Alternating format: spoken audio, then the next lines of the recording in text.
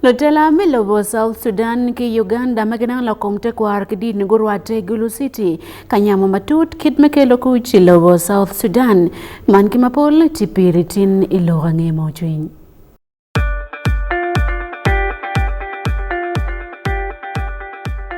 At least the one thing for now we can all agree on is the soap to use. He likes that it's big and lasts long. Anti-economy. I like that it keeps my skin smooth. Ate alina echovu. And the children like that. It smells amazing. Everyone is happy. Movit soap comes in 4 fantastic flavors. Movit family soap is truly soap for the whole family. Movit. All day confidence.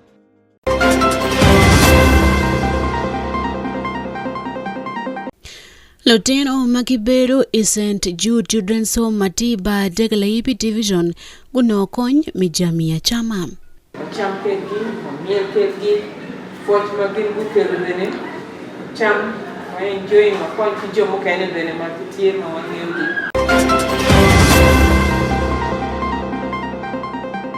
Apach municipality tikatich labon office pagamente maneno lokom lutino. Atino no potetili. No, it's a minor, meaning these children were supposed to be released and they were released.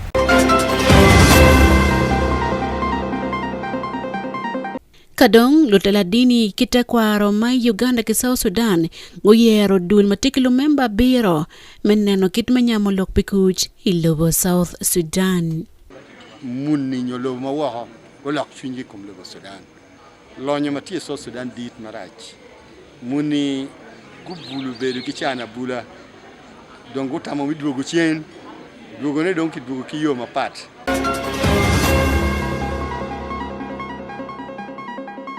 Amori matek ketin cheng baraja nildo pau ya dek medjemi pau ya chele mwaga ali berepiru dek logange wo chincha kombeti chawario mo tieno ania Sunday AKUMU.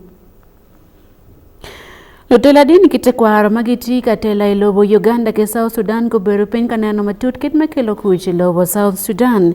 Achoke mano time ki Churchill Courts Hotel mati Gulu City. Kama keberkati wikachil meneno kitmedwako kuji Lobo South Sudan lo madong tilo ilobo kule anto luen maye. Uwekanyuel gima pol guri wakatika beru ikema poloria Lobo Uganda kilo mokene maotene en kilobo South Sudan. Lanyamlok maditi yubman ayo beru yana Batista Odama Archbishop Megulu Archdiocese. The church pa Wan Luo Television Jackson Kitaro Biltika Chokeman and Kelly report matut. Bishop Martin Moga Ifoga me African Inland Church South Sudan wajoni lwej matie ichudani tie pian mudo tie maduong ising lote dero pitele me makara man mero nyoro terogi ki kero me beru itela. Up to now the army remain divided. They are not one. But you go to the villages, you go to where the community are, you will get a lot of guns. The number of the guns are higher than the gun in the government. Bishop Simon Nyamara TV, Bishop me Christian Brotherhood Church, wajoni karuching iwinye me kuch imagale bario kapar borni. Peo nyako nyige pien gamente kia dui pegitie kalobo winye pikuchi. In this agreement of 2018, if implementation has been done accordingly, it may also convince the non-signatory. But up to today, the implementation is very poor. And if we talk about election, the elections should have to be in place after all the implementation of the peace agreement. Wajoni gitie ki miri me tero ki gamente me gwa lwa pien gamente pe ber la bon dano. So we need to raise our voice to the government to realize that people are important to them. They cannot rule without people. They should really listen to the people so that what they are governing is the people, not other things, not money. We learned here that greedy is the one that caused the conflict in South Sudan. That is true. Ikar men wa gotam man mo beru Churchill Court Hotel Gulu City lutela ni gukati ki yo mo mier gilo we kuch udogi South Sudan. The women can play a very great role in any conflict resolution, in any peace building. Please don't leave us. We play a great role. There is need for integration of the survivors. We need to play it calmly by the involvement of the religious institution and the cultural. The fear among this group is who is to be disarmed first, because previously another group was disarmed. The others who were not armed came and attacked them, looted their cattle. Now, where would they start their disarmament? This is the question. They should take heart to go and disarm the armed civilians. 2, the unification of these forces is very important. If you don't unify these forces, how many commander-in-chief are there in a country? Is it not one? If we have 2, then the fighting will continue. Sheikh Musa Khalil la lopko mufti ikumalame Uganda mabenatie la lopko wonkom palo dirodini mai ya choli itedulgi a choli religious leaders peace initiative wajotame munni nyolo mawaha golak chunji kum le Sudan lonyo matie so Sudan dit marach muni gubulu beru kichana bula dongo tama widwogo chen dogo ne donki dogo kiyo mapat mako panne jemi choka ngwen ya beach Gupane kid Medini, Gupane kid me Kaha, Arabu, Makiti Ukedgi, Gupane kid Karamadon, dans Miss Sudan, Bichalo Kakadinka, Gupane kid me Binuka Duguchenda or Dejo. Yohana Baptista Odama, as Bishop Megulu, Mabenatie Wonkom, me actually religious leaders peace initiative, Oterotame ilokom kuch isot Sudan. Ribe iken Jome South Sudan Kaki Mate South Sudan Ribe Obertie Kirge Meario Ribe Meroberiken Jome South Sudan ki Uganda Wadi Gidon Kache Pino Gite Wat Kingi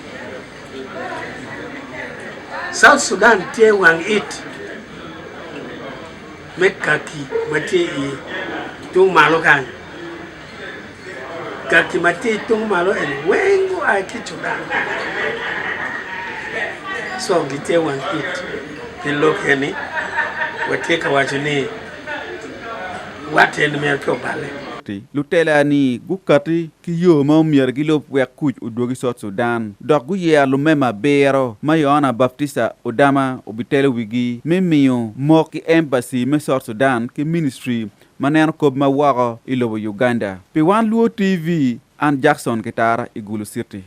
Kelego lo fonye mainwa district mititika altacha kwana man gajiri me the new vision medingo matea kergime miyofony machuin dok matut bolo tieno kwan magiti gain kwan mamekim kineone karatacha kwana be pieni ilo ka palo tieno kajime la pen mapol matiye kadok karmo ken la gambe ne bino ya kunen kachike karnyo giporo ikit me yubo ikar me kwangi ter njabit kichabit jul me vision group oteno kuat ki save the children ne miyo karatach me kwana bolo tieno kwan me primary ichabit Duju Kamanua district ikin gai kwan makene magitiko no magino konyi itayup men new vision in education la jod mamewa man John Nisani uchaka chon obilte yup mengi kotit pa karatach kwana man kakeli report maubiru doge Karatach man pire tek me illu kero palu fonye ka chel kulutino magiti gai kwan mai ya choli Catherine Accord nono la fonye pa kila chel ke kila biru inoya primary school Otierni be kalutino gukwano karatach man idul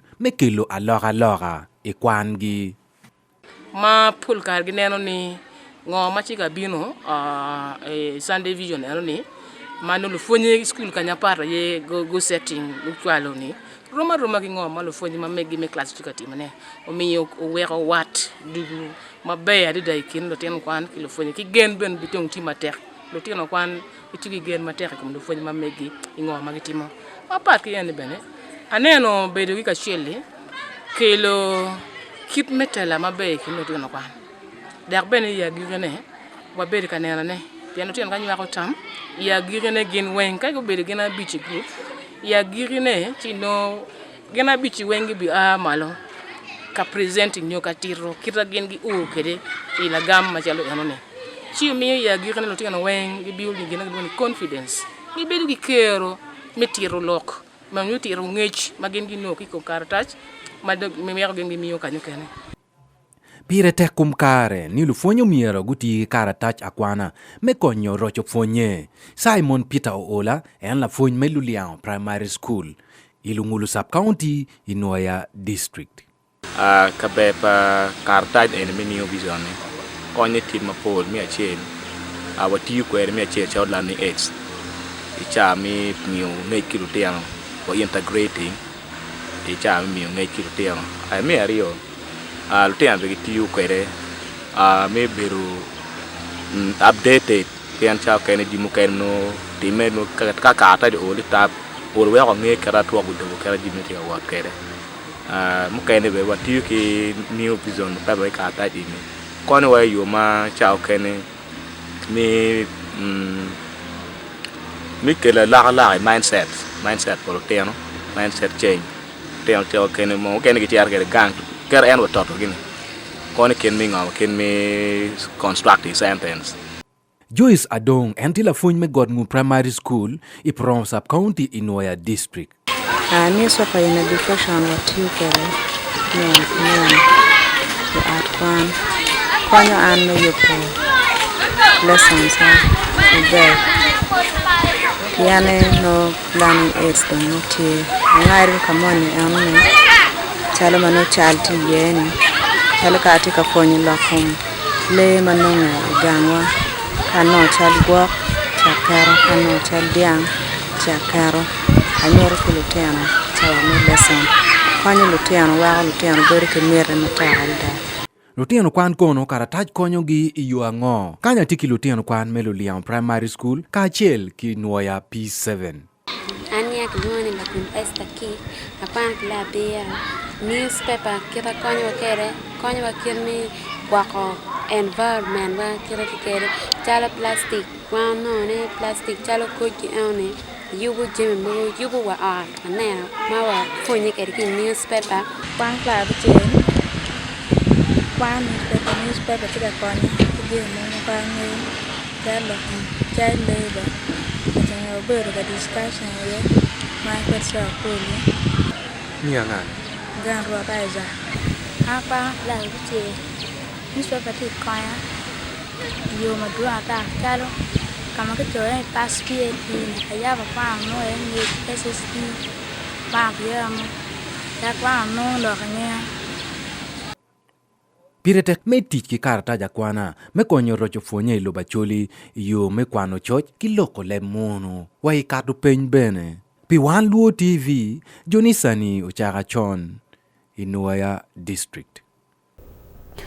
Lotiro kich magikuo ikabero mengwako lotiro makiluoni St. Jude Children's Home Matiba Degela Ibi Division guno kony mijami ya chama kedong bongi ya ruga ikin kony mokene. Kony mana kibot anywali India makitika beru kitima biachari kumalume Uganda menen giteno ko yub mkena patme donlo mabino bot kine dokben kidwako foch bot dano maikin pachi itwala jama kemiaro kony iyo duju ikin jema kochwala yo beru jema charwe moranga moda kemokena mapola ta Magutia Bolo Tiano Ko Lotiano Magibero and St. Jude Children's Home. Dennis Oti Kelimatut. Anywali milobo India magitieka kuokone boma megulu gitieka timo biashara mapole ite umbrella mamegi makiluoni Indian Associations of Gulu iche bichel gen go berke kare kono michamo niono mamegi makiluoni Diwali maelo mamegi beru chalo karama Iyub man kone noni dul man gin magotimo maber atira ena ye kono gutero cham kelo tian mamete niki kongi magitie St. Jude Children's Home iba Degela Ibi Division guter ge jemi turu ice cream ke bene gumiyo jami mapola tira mia chama ke center man ikin jami makono gen gumiyo kono kado gumiyo bene biscuit jima mara ikin mokene Yub man kono time malupe ki yu achiel magen gi wajni tie mono mi ripote kwaro pa India ke pa nyolli man mi lobo Uganda tirana magati ko malo mi lobo man weki neni kitiyu kono la ka achiel ki duoko kono yom chwiny bollo tieno machamo kenne nolu nyor mamegi petie ento gen gi mier kony. Suni tada ma ene kono tie won kompa dulman eno tiro kono pingo gen gi tamoni wangi gi kwe kelo tieno. In India, Diwali is one of the biggest festivals. You can compare it with Christmas here in Uganda. So this is our Christmas time. The Indian Association Gulu was formed basically to improve the relationship between Indians and Ugandans, to bridge the gap in different cultures. One way to bridge the gap is to celebrate our festivals, to make you part of our festivals. Diwali is the way we celebrate. We join hand with our friends, our neighbors, our families. You light up the venue, you put some candles, you make good food and sweets, and you share sweets with each other.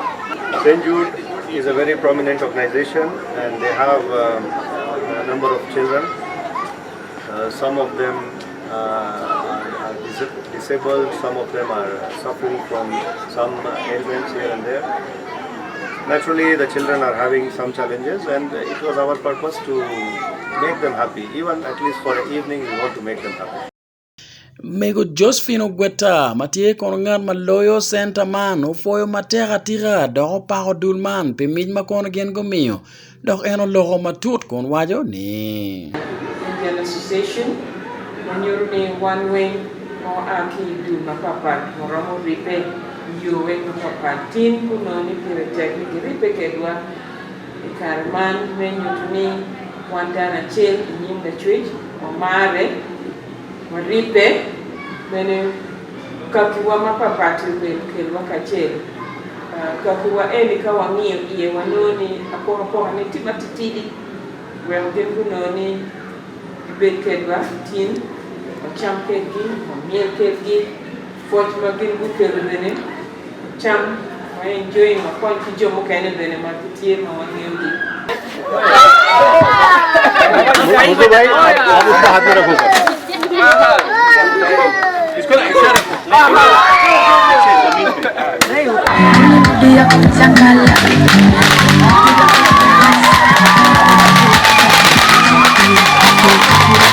Pilangaya mo chwiny Wan Luo TV and Dennis Oti Igulu City. Memete kiloga nge mao chuin ludela magiti ya Pach Municipal gitika nongo pera meti ya kulok malupe kilo komlotiano magiti kaberuman piyeni gitiki pera mapola mara lo komlotiano endo la ditman lo komlotiano kiloni probation officer pere pilwakma ya Pach Municipality. Senior Community Development Officer man CDO me Apache Municipality Joyce Aguti owane gen maika no mara lo komlotiano tidieta piengar manan lo koman matiati paya kechi umetit pilwak ma Apache Municipality. Apache Odo Municipality mwara ali rikabichi lok niyo watin food paya no probation officer moke ken matiu pilotiano magiti municipality man Jasper Equel Kelly report.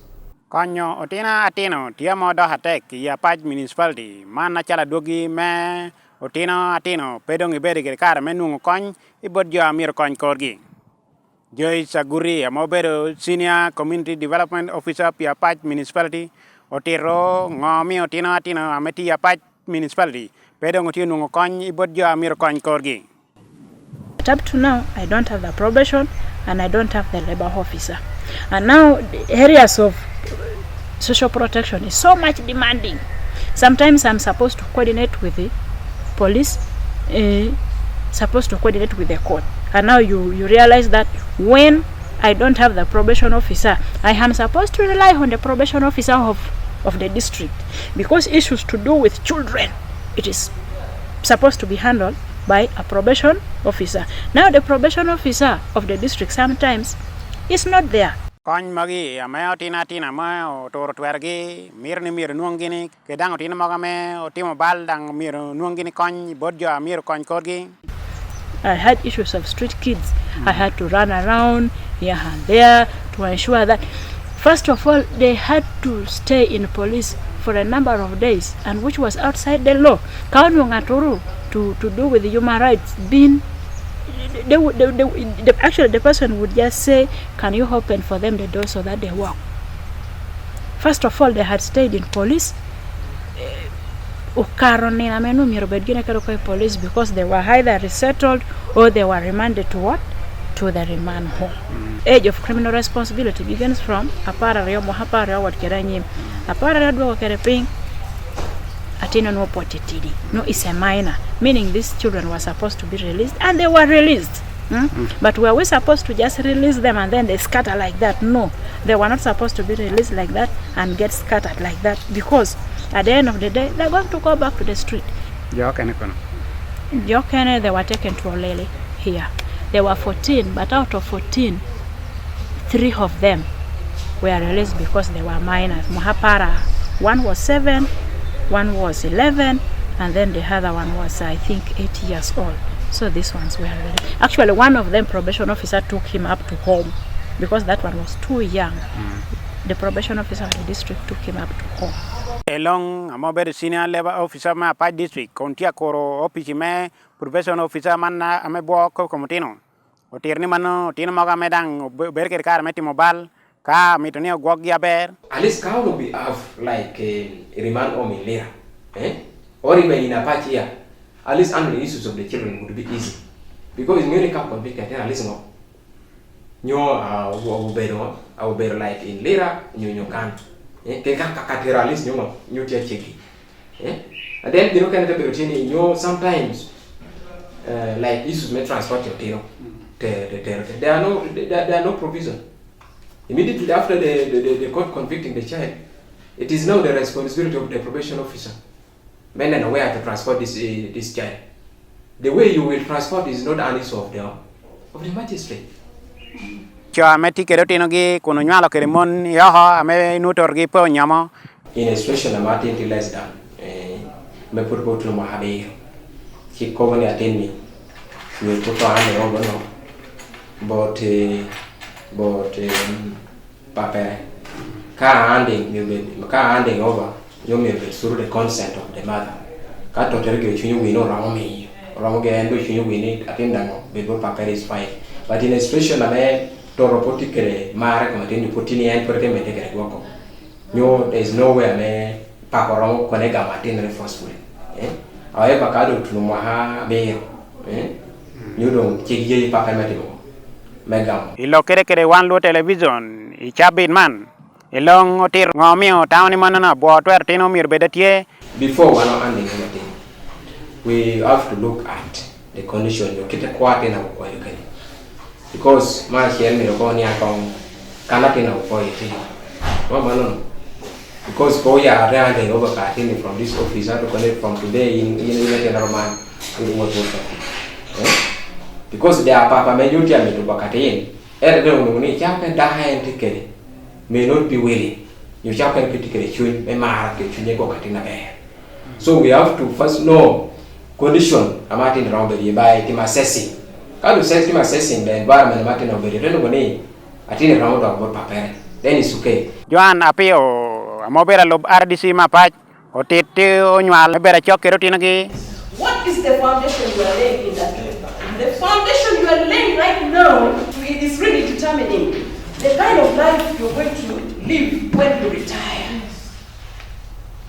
The happiness we get from our children who behaves well, that happiness cannot be got anywhere.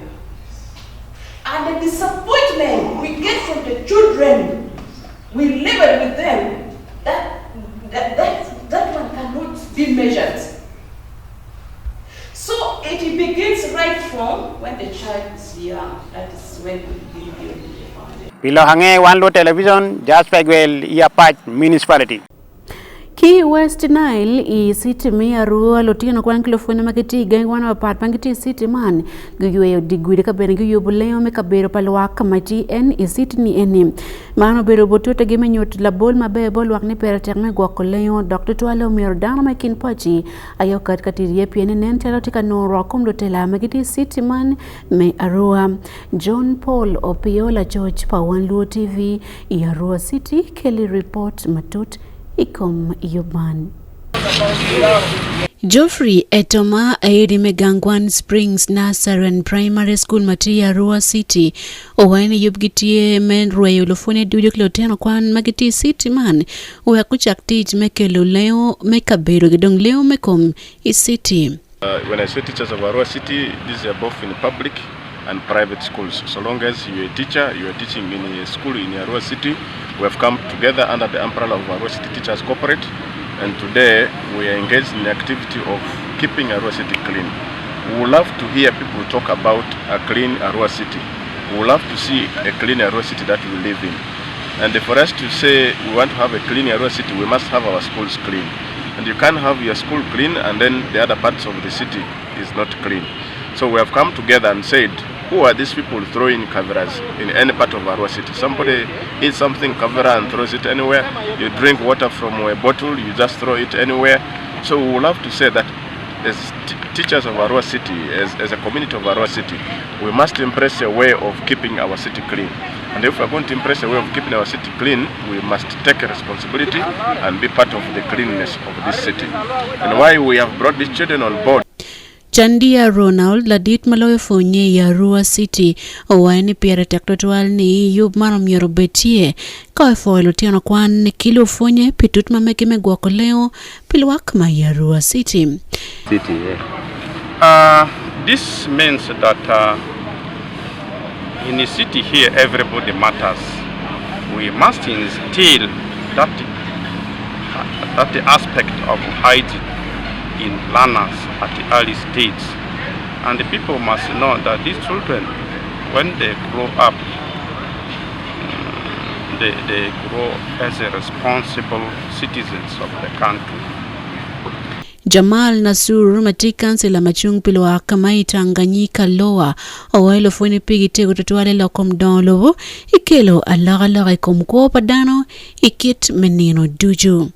Loa at the same time I'm the chairman for social service stock community development of Arua Central Division in Arua City.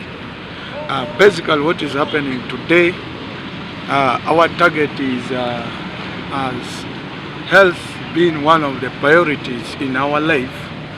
We felt it is also very necessary to bring all the actors, stakeholders on board to ensure that health is priority in Arua City, particularly in this town. That's why today we have involved the teachers who are one of the key stakeholders as far as human life is concerned, as being the basic people who are teaching the same thing about health. As teachers, we have to demonstrate to public what we're supposed to do. And we have to demonstrate to the public what we are teaching. And we will really love to be practical teachers that we need to portray what is good for us. And therefore, we have embraced this, and we want all teachers to embrace this, to make sure that we participate in such corporate social responsibilities, which will be able to demonstrate a very good picture for our learners. And when we involve ourselves, when we involve the learners in doing this, of course they do. You'll realize that at times children don't do what you say, but they do what you do. Wan Luo Television Arua City, John Paul Opio.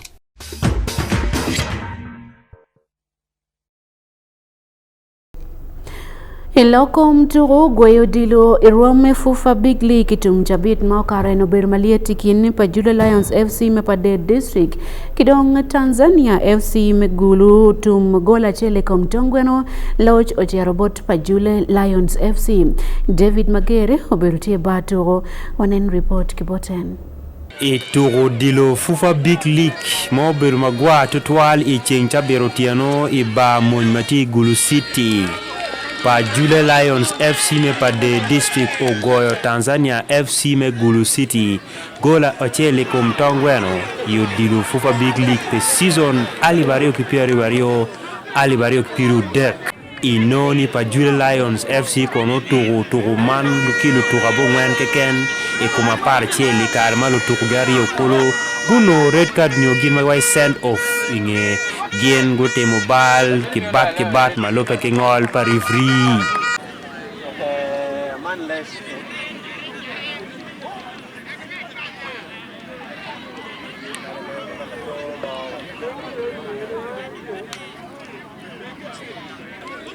kadi bet kit menon kono 40 man ogol wodi me Gulu City ni ituro magi turo dekara duchum Oscar Otim me pa Jule Lions FC o Morgola chel keken I dekara permen ya chel metum pa nuchu turo me chel mawe o pa Jule Lions o lo Tanzania wakari beti go dugucheni second half ento results o gakit meno Job ufonya Matie Latel nyo captain Papa Jule Lions FC o lo ki Wan Luo TV kontero yom chwenge pe loyo turuman karibete ginok captain pa Jule Lions FC wan ake bade isu nyarari bade ora be no wen ki ngeni to awe ga pe yot ko ka ke ara we ga do mo ne no ngiti o ma advantage mo ne but o be be do wa be ke sare yo so en nyu mi no ke an ka ka de ka no le di do yen nan ka no ko ze ka de ka bi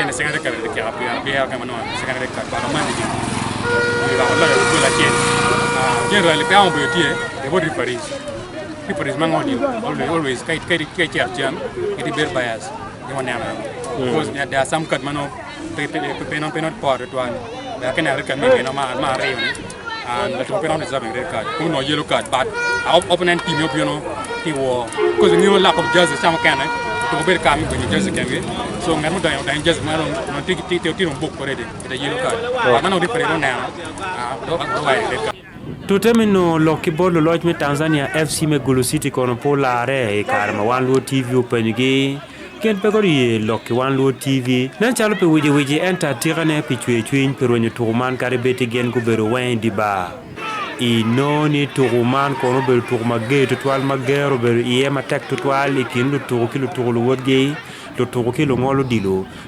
kilo chwaro dilo kilo turu ikin mukene mapola ta Pilok ANGEYA comme turu Wan Luo TV David Magere e Gulu City